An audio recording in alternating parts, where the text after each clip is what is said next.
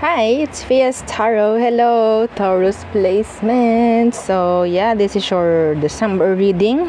Okay? So, tayo mag-lens bago tayo mag-start kasi kakatapos ko lang kay Aries. Oo. And sa mga clients. So, diba? Anyway. So, yeah, again, before tayo mag-start, kung hindi ka pa nakakapag-subscribe, please do subscribe. And yeah, hit the notification bell para lagi po tayo maging updated sa mga mangyayari pa lang. And again, kung may tanong po pagdating sa private reading, just message me sa pong FB page for more info. Ganun din po sa ating mga charms. Okay? So, yung mga charms natin, they're all available. So, ito po yung ating cord cutting, pangtanggal po ng blockage, okay? So, kung meron kang mga charms, so, sa tingin mo, hindi napasok, yung mga dapat pumasok na yan, ina-expect mo, dapat may ganito, dapat may ganyan, and hindi napasok, di nangyari, you have blockages, okay? So, kailangan mong tanggalin yun. So, ito yung pwedeng makatulong sa'yo, okay? So, panglahatan na po yan, sa pera, sa buhay mo, sa pag-ibig, yan, okay? And syempre, yes, available yung ating 2-in-1 Love and Money Bracelet. This is 7 inches long, by the way. Okay, this is unisex. Okay po, paano po naging unisex yan? Kung lalaki ka, pwede mo siyang ilagay sa red pouch. This is a charm po, no? Hindi siya totally bracelet. Okay? So, there. Again, yung atin namang grantor. So, si grantor naman, yung nag-grant ng inyong mga minamanifest and ng inyong mga wini-wish. Okay, aside doon, meron niyang pwedeng i-provide sa'yo at least twice per week na surprise. Aside po sa inyong mga wini-wish. Okay, kung mag-grant naman nila yon, yeah, pwede pa rin kayong bigyan ng kung ano man twice per week. Okay, so ito rin yung ating 2-in-1 Love and Money. So, ipo-provide nito is anything, everything good. Okay, pagdating sa energy, sa love at sa inyong pamemera. Okay, may citrine po ito citrine stone. Okay, kasi may nagtatanong, ano po ba yan? Rose quartz? No. Citrine po. No, citrine. So, maganda sa connection, maganda sa pamemera. Okay? So, madalas ginagamit rin ng mga nagninegosyo to. Yung ating citrine. And, ano pa ba? Again, yeah, may mga ibibigay itong mga to. Kung may blockage ka, mapepending dahil, yeah, nandun lang sila sa frequency mo. Okay? Pero kung wala kang blockages, tuloy-tuloy po ang pasok. No? Kung meron man, ito makakatulong. Isama nyo po dito. No? And yung ating mga evil eye protection, you're all available. Yes. Yan. Okay? Yung ating mga evil eye protection. This is our necklace. Ito naman yung ating ring. Adjustable po yung ring natin, Okay? Unisex, yes, and meron ding bracelets. And syempre, yung ating cleansing kit. So, ito na yung isa sa nakalagay doon sa ating cleansing kit. Yung isa po yung ating crystal for recharging. Okay, so, ano pa? Yeah, yung ating love spray. Okay, yung ating love spray is not only for love, okay? This is for connections, okay? So, pwede yan para maka-attract ka in general, okay? Sa business mo, more customers, yan, and sa love din, syempre. Okay? So, again, kung may tanong, mag-message na lang po. Avoid messaging sa comment section para hindi kayo ma-replyan ng mga scammers, okay? So, again, PM, okay? So, let's start the reading, Taurus placement. So, gamit tayo ng Oracle. This is our Keeper, Keeper deck. Kuha tayong tatlo for the month of December. What's for our Taurus placements? Okay, coffin. This is not the literal na coffin, no? This is talking about changes, endings. Okay, so let's see, mamaya, clarify natin using our tarot. Okay, so we have here coffin, thief,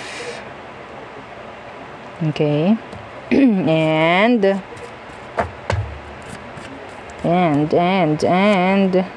imprisonment. Bakit ganito ang iyong mga energy? Let's see. clarify natin. We have here gift at the bottom of the deck and the false person. Okay. So, parang party-party dun sa kabila, naririnig ko yung tugtugan. Sana hindi naririnig. Okay. We have here death. No? So, for me, pwedeng, specific. No? Yung endings, like significant. O yung endings or changes this December. Okay? So, what's with this coffin? So, number 19, 24, and 29 could be significant. Okay, what's with this coffin? Something will come to an end, I think. Yeah? Ooh, this is nice. This is nice, Taurus. Yung may mga blockages. Okay? Yung may mga blockages, dan, matatanggal. Okay, like the karma. The curse. This December, magiging okay. Ang energy nyo, claim this. Okay, share nyo yung video to manifest. Okay, huwag kayong mahiya, share nyo lang para mag-manifest, para marami ang makakaalam, marami ang makarinig nung mensahe. Okay? So, the Wheel of Fortune Universe. So, ito yung parang mag-end. Diba? It's nice. So, there could be changes. Yeah. Or, if ever, this is like an advice for you, na i-stop mo na kung ano man yung nagbibigay sa'yo ng what? Pendings or delays. Or you have to cut off things, situation, people this December. So, what's with this thief? So, nagpakita ang 9 of Swords. Some of you, ikaw itong parang nag-iisip, no? Nag-overthink. Anong meron dyan sa thief? The 8 of Swords. Kanina 9 of Swords. Bumaba lang ng isa. So, ito yung pag-iisip. Kita nyo? Kung sino man to, okay, na parang isip ka ng isip, merong person na parang magbibigay sa'yo ng isipin this December. Yung iba po may chance na magkaroon ng isipin pagdating sa kanilang mga sasakyan this December. Or it could be travel. Okay?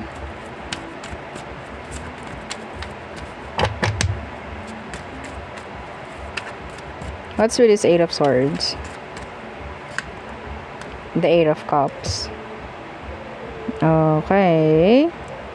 So,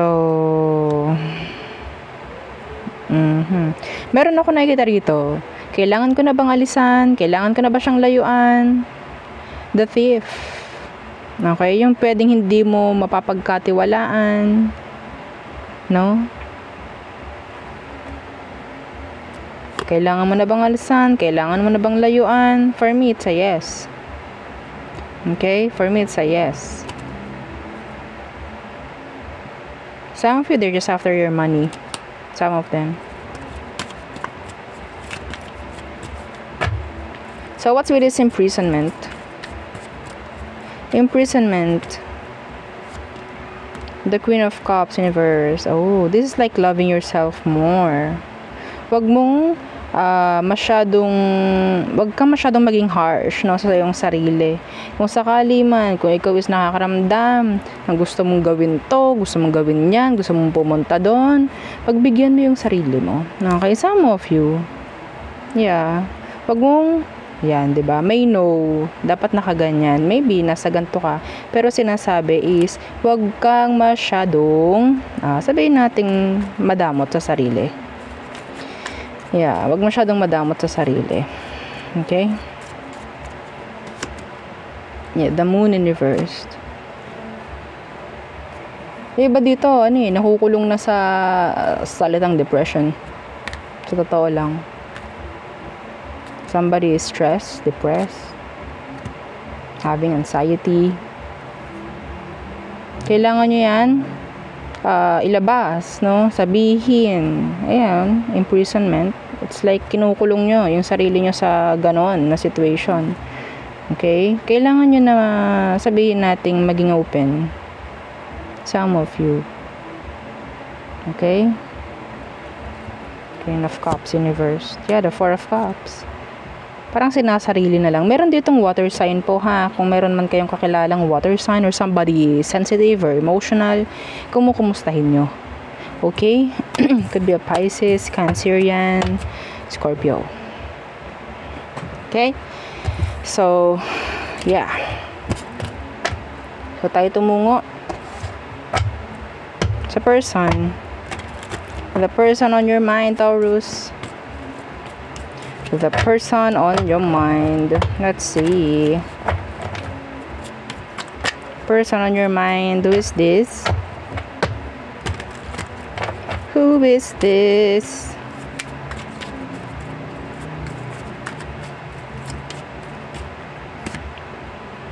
The Seven of Pentacles. I think nag-invest ka sa kanya. May na-expect ka from the person. The Ten of Swords in reverse. Oh, some of you pwedeng break kayo nito, separated. Hindi kayo magkasama, and now you're expecting them to come back. Yeah, the Ace of Pentacles in reverse. Iba sa inyo pwedeng nakakaramdam ng missed opportunity with the person. Okay? So, let's see anong kailangan mong malaman sa kanya. Anong kailangan mong malaman pagdating sa person na yan? This is your ex, I think. This is your ex. Still waiting. Diba sa inyo na bumalik siya, makipag-usap, makipag-ayos. Let's see. Anong kailangan mong malaman sa kanya? The World. So, talagang dumidistansya, no? Diba sa inyo, pwedeng LDR, kaya ang hirap.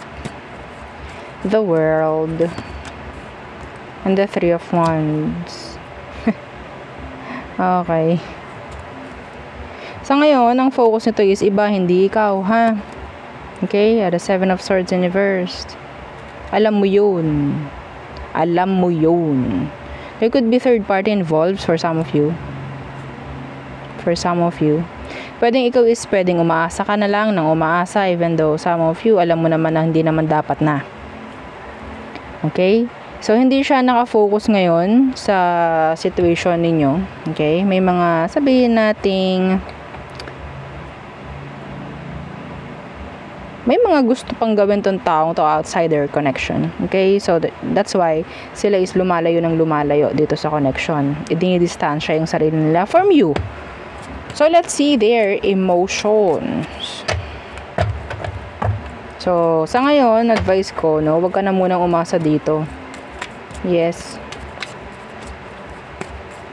So, ano emotion niya for you currently? Page of Swords in reverse. They want to see something. They want to see something. Some of them, they're stalking you. Yeah, they're stalking you. The Ace of Wands. Okay, the Sun. King of Swords. Emotionally, your person is looking for something pa pagdating sa'yo. Sabihin natin hindi pa sila ganoon ka sigurado. Okay? Pero some of them, ang nakikita ko ha, gusto nilang aralin yung situation. Okay? Gusto nilang aralin ikaw mismo kung worth it ba na bumalik, kung worth it ba na ipaglaban, or worth it ba yung pagpatuloy, yung connection ninyo? Yes. The Ace of Wands. Pinag-iisipan ng taong to kung dapat pa ba. Dapat pa bang bumalik? Okay?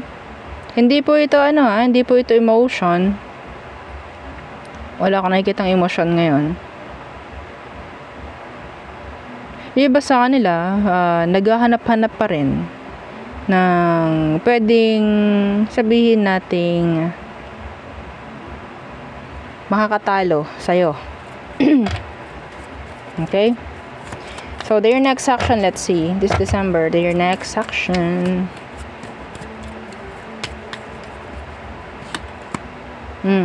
See, the Ace of Cups. Wala pang cup. Kaya nga po nakabaliktad. No, the Ace of Cups, universe, there is no offer na pwedeng mangyari. Cup of love. Walang pwedeng i-offer sa'yo or pwedeng wala siyang kayang i-offer na emosyon. Why the Ace of Cups, universe? Yeah, the Wheel of Fortune, universe. Justice, universe. So, I think the situation is hindi ganoon na ang tawag dyan, nakikiayon. Okay? Sabihin natin, yes, gusto ka pang balikan, pero the situation is not situationing. Diba? Oo. Madaman yun. May ganun ba salita? Sa atin lang yun. Ha? Okay, next action ng person is, sabihin natin, parang ganun eh.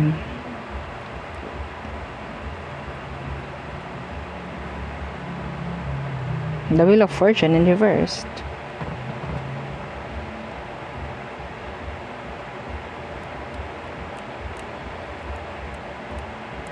The situation, it's not situationing.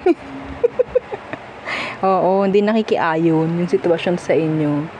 So, paano siya kikilos? Mahirap kumilos. Mahirap para sa kanyang kumilos. Yes. Naghihintay ka. Ang hirap nito. Ang tawag dyan, nag-invest ka na eh.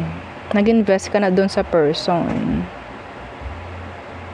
And then, hindi mo in-expect na talagang may magantong mangyayari sa inyo. You're still waiting for them. Itong taong to, ang dami niyang iniisip sa ngayon. Sana walang third party. Kung may third party at kung ikaw ang third party dito, naku, masasabi ko talaga sa'yo na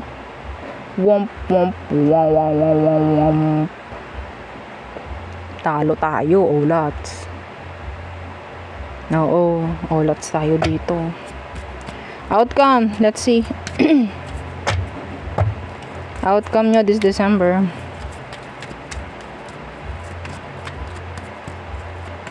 Outcome this December.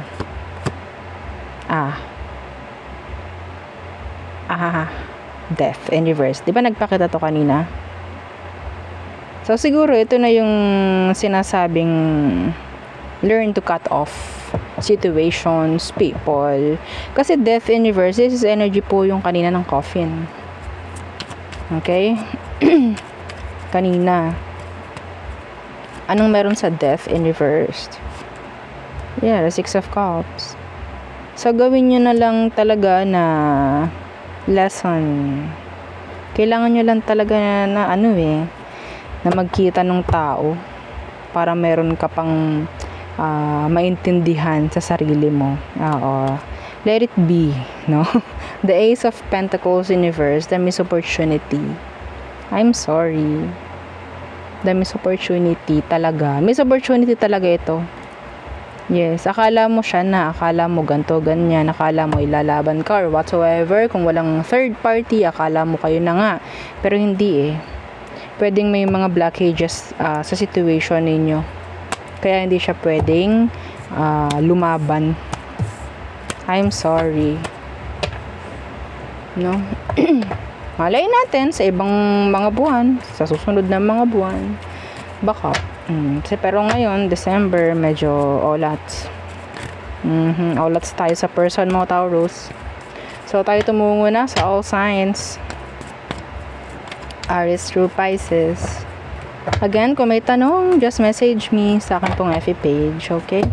So, Aries, okay, they want pakikipag-ayos. Si Taurus, feeling nila nababackstab sila or pwedeng binabackstab ka ni Taurus. Gemini, they want answers, they want clarity, closure if ever. Cancer, they're returning. Some of them, hindi pa sila nakaka-move on. Leo, okay, they're selfish, I think. Virgo, okay, andun yung pagka-insensitive ng Virgo. Okay? Parang wala tong pakialam sa'yo kahit ikaw is nasasaktan. Libra, they don't want to communicate. Some of you, they could be the blockage or pwedeng may mangyaring pagbablock. Okay? Scorpio. Okay, are you ready with for this Scorpio? Kasi pwedeng magbalik, pero I'm seeing the Scorpio na pwedeng a narcissist, a controller, or somebody na pwedeng they can't tell the truth, no? Okay, Sagittarius. They want your attention. Capricorn, you have codependency with a Capricorn. Okay, Aquarius, there's no energy of reconciliation. Pisces, parang nabawala si Pisces.